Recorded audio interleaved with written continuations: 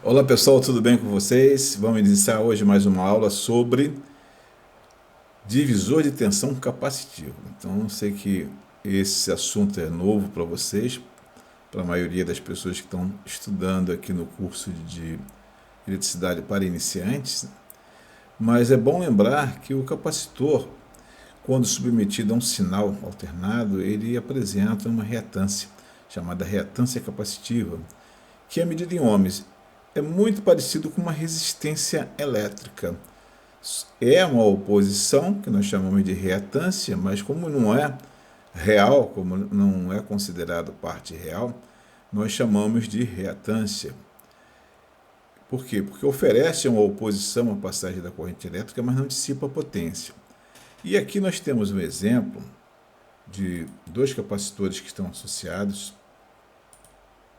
Esses capacitores estão associados em série e a ideia é justamente provocar uma divisão de tensão. Eu tenho um valor de tensão elevado aqui da rede, vamos botar aí que seja 127 volts eficazes, aproximadamente 180 volts de pico, 179,5 alguma coisa, né? Quase 180 volts de pico. E eu quero, por exemplo, trabalhar com um sinal menor, com o valor menor dessa senoide. Por exemplo, quero dividir por 10 esse valor dos 180 volts de pico. Quero dividir por 10 os 127 e conseguir, por exemplo, 12,7 volts eficazes na saída sem usar transformador. Eu não quero comprar transformador e eu vou colocar dois capacitores para formar um divisor de tensão e dali então vou retificar o meu sinal e transformar no nível DC. Aí vocês vão me perguntar, poxa, mas por que o pessoal não faz isso sempre? Simples, porque quando você trabalha com divisor capacitivo, você não isola da rede o sinal AC e qualquer pessoa que colocar a mão vai tomar um choque. Então, por isso que o pessoal não costuma fazer esse tipo de usar esse tipo de recurso. Mas dependendo do circuito, se você tiver um circuito completamente isolado, que ninguém vai colocar a mão, que não vai apresentar risco de choque, você pode simplesmente fazer. E vai funcionar como se fosse um transformador. E vai te apresentar ali um valor de tensão menor do que o valor da fonte. E aqui você vai ter os 127 volts, vai ter um valor de pico elevado, valor de pico de 180 volts. A frequência da rede 60 Hz, você vai calcular os dois capacitores, você pode observar aqui que tem um capacitor que é de 10 nano e o outro capacitor de 20 nanos. No nosso caso aqui, o que vai acontecer? O capacitor que apresentar a maior capacitância, ele vai te mostrar a menor reatância capacitiva. Então, a reatância capacitiva ela é inversamente proporcional ao valor da capacitância, dado por essa fórmula aqui. Xc igual a 1 sobre 2π Fc, onde π é uma constante, 3,141516, F é a frequência da rede, C a capacitância. Quando eu falo em 10 nanofarads, o nano significa 10 a menos 9 do farad. E 10 nano, então você vai ter um valor bem pequeno, né, de capacitância dos dois lados aqui, os 10 nanos e 20 nanos. Só que o capacitor de 20 nanos, ele é maior, é o dobro do capacitor de 10 nanos. Consequentemente, ele vai apresentar uma reatância capacitiva a metade do valor da reatância capacitiva que o primeiro capacitor de 10 nanos vai oferecer. Com isso, eu vou ter, se eu colocar, por exemplo, um osciloscópio em cima do capacitor de 10 nanos, o outro osciloscópio em cima do capacitor de 20 nanos, eu vou observar que o sinal senoidal em cima do capacitor de 20 nanos vai ser a metade em relação ao capacitor de 10 nanos. Com isso, eu consigo reduzir a minha tensão. Se eu colocasse, por exemplo, uma relação de 10 para 1, imagina que eu tenho aqui um capacitor de 10 nanos e aqui eu coloco um capacitor de 100 nanos. Eu ia ter 10% do valor da tensão, praticamente 10% do valor da tensão da fonte. Né?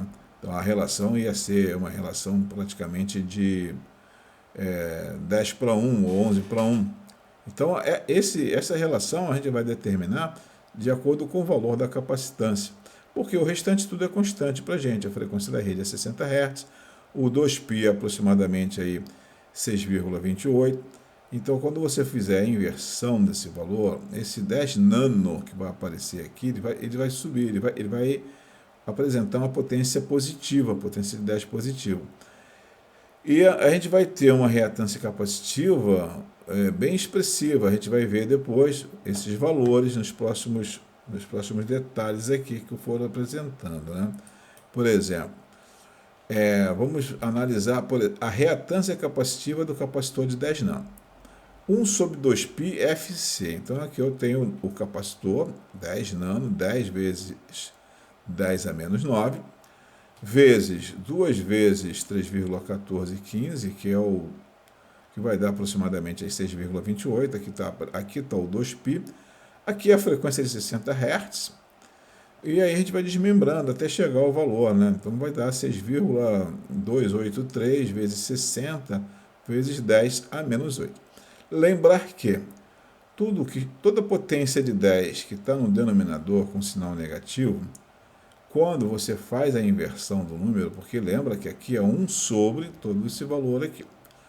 Quando essa potência de 10 está no denominador com valor negativo, um expoente negativo, ela passa para o numerador com um expoente positivo. Então eu vou ter aqui em cima, quando inverter tudo isso, eu vou ter 10 a menos 8 vezes o inverso desse número aqui. E a gente vai chegar nessa conclusão, tá? Aí o outro capacitor, que é o capacitor de 20 nanos, ele vai te apresentar praticamente o mesmo cálculo, só que aqui eu estou multiplicando por 2, tá? Percebe? Então, quando a gente fizer essa conta, no final da conta, nós vamos encontrar 265,4 kΩ por capacitor de 10 nanos, e vamos apresentar aqui, 132,7 kΩ por capacitor de 20 nanos.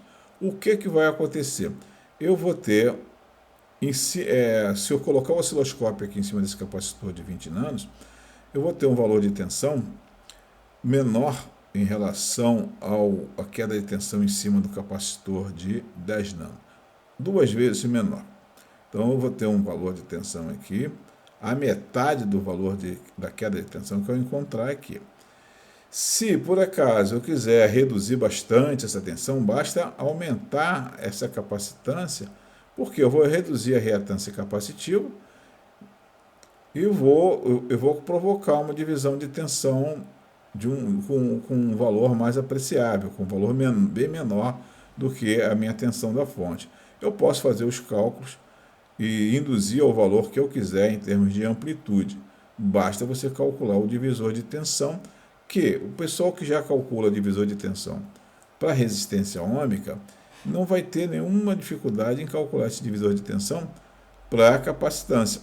Basta resolver esse cálculo aqui embaixo, que não é nada difícil. Basta você vai fazer a conta, vai fazer a inversão desse valor e vai encontrar o valor em quiloohms. Então, eu acredito que seja mais tranquilo de fazer. Você pode até se queixar comigo, né? Poxa, é muita conta, né? A gente não está acostumado com essa matemática toda e tal. Mas é assim que você vai ter que fazer para poder aprender, para poder ir se familiarizando com esses cálculos, porque vocês vão utilizar muito isso em eletricidade. Então, tá tranquilo, pessoal? Eu vou passar para a simulação, porque na simulação vai ficar bem mais claro. Tá legal? Grande abraço. Então, pessoal, vamos começar a falar um pouco daqui do nosso simulador, né? Como é que a gente vai fazer esse experimento. Vocês estão observando aqui o circuito.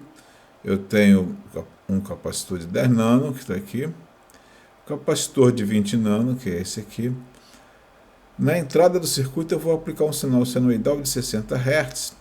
E eu calculei mais ou menos a amplitude dele, valor de pico, de 180 volts, que vai equivaler a um sinal de um valor eficaz de 127 volts, que tem uma relação entre o valor de pico e o valor eficaz, que é a raiz de 2, 1,414. Então eu tive cuidado de fazer esse cálculo, e aqui eu vou pedir para fazer a simulação, e vocês estão observando já 3 senoides aqui no nosso osciloscópio, né?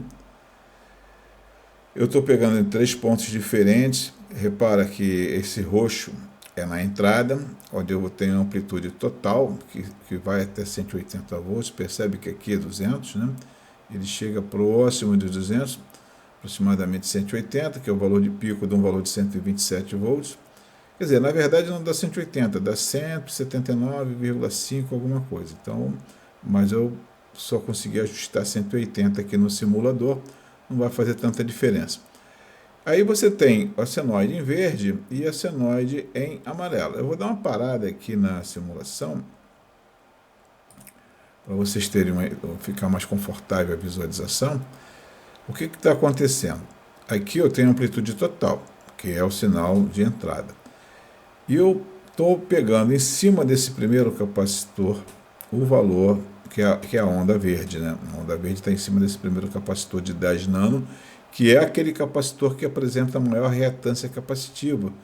E, por consequência, vai apresentar também a maior diferença de potencial. Repara que o valor de pico a pico da onda verde é 2 vezes superior ao valor de pico a pico da onda amarela. E não poderia ser diferente. Por quê? Porque o nosso capacitor, que é onde está plugado aqui o osciloscópio para medir o sinal em cima dele, ele tem a capacitância 2 vezes maior do que o primeiro capacitor. Esse aqui tem 20 nanos e esse aqui apresenta 10 nanos de capacitância. Consequentemente, o capacitor que tem a maior capacitância vai apresentar menor reatância capacitiva. Como a relação entre capacitâncias é uma relação de 2:1, esse aqui tem 20, esse aqui tem 10, a nossa relação de amplitude também vai ser de 2:1, onde a menor amplitude vai acontecer no capacitor de 20 nano e a amplitude mais alta vai acontecer em cima do capacitor de 10 nano. Então está mostrando para vocês o que nós falamos naquela primeira parte da aula, né? A relação existente entre as quedas de tensão a C, vamos dizer assim, né? Em cima de cada capacitor você tem uma queda de tensão para sinal alternado e a relação aqui é de 2:1. Poderia ser diferente? Poderia ser, por exemplo, de 10:1? Poderia. Como é que eu faço para calcular em relação à tensão da fonte? É simples, você considera uma reatância total e aonde você vai pegar o sinal, você tem que observar que fração ele corresponde à capacitância total. Se você quiser uma relação de 10:1, você tem que primeiro somar as duas reatâncias capacitivas, né? E a reatância capacitiva, onde você vai retirar o sinal, ela tem que ser 10 vezes menor do que a reatância capacitiva total do circuito. Então, pessoal, é simples assim, você consegue reduzir aí o valor do sinal senoidal que você vai utilizar ou para alimentar alguma coisa, enfim, para retificar, depois transformar no nível de tensão contínua DC e para poder fazer a alimentação de um circuito com um valor mais baixo, sem precisar usar transformador. E lembrar sempre, porque quando você trabalha com divisor de tensão capacitivo para reduzir a tensão da fonte, você não isola da rede, aí que está o problema, aí que está o risco, tá? É que ele não é, como ele não é isolado da rede, a gente passa a ser um caminho para a corrente. Então, o pessoal costuma tomar uns choques aqui, quando faz esse tipo de circuito. Mas se ele estiver num local distante, por exemplo, está completamente isolado, você não vai pegar, não vai colocar a mão, está próximo de uma luminária, por exemplo, bem distante, aí fica tranquilo, não vai oferecer nenhum risco. Beleza, pessoal? Então, abraço a todos vocês aí e fique com Deus e até o próximo vídeo.